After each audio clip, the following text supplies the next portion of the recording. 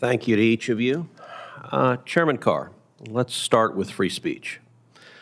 I think you would agree that the FCC's public interest standard has been weaponized against conservatives in the past. In 2018, Senate Democrats tried to pressure the FCC to use the public interest standard to stop Sinclair Broadcasting Group from acquiring Tribune Media.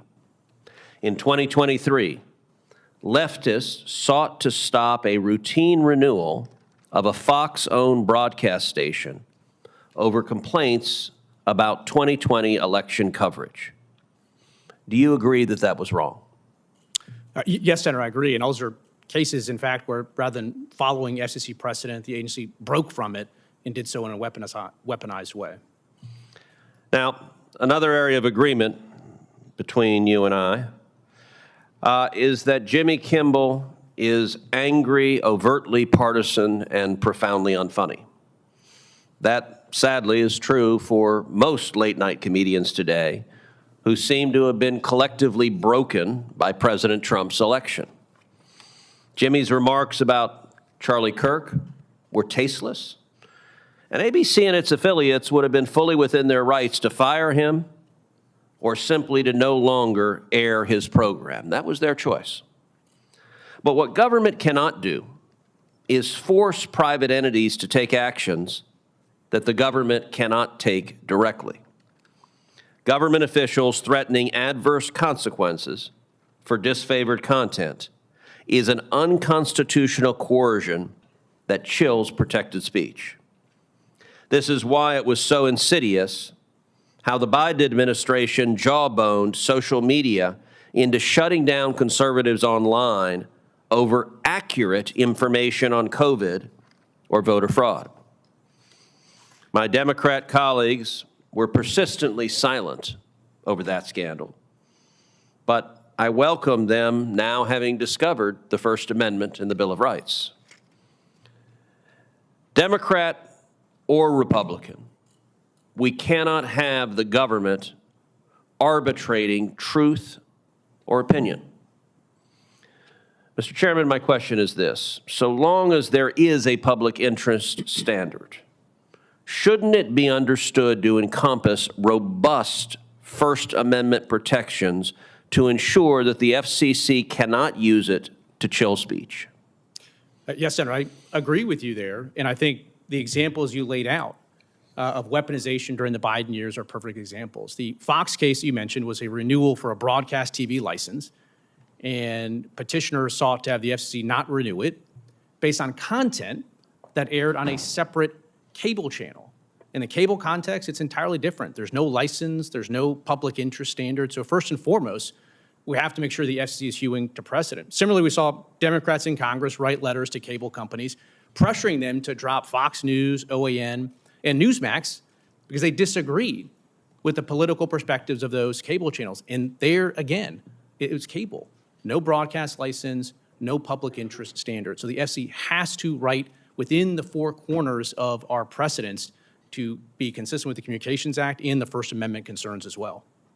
What happens when the government decides what speech is acceptable, and what happens when America falls behind China in the race for next-generation technology? In today's video, a tense Senate exchange pulls back the curtain on free speech, government overreach, and the high-stakes battle over America's wireless future. From late-night TV politics to national security, this hearing reveals why the FCC is now at the center of a much bigger fight.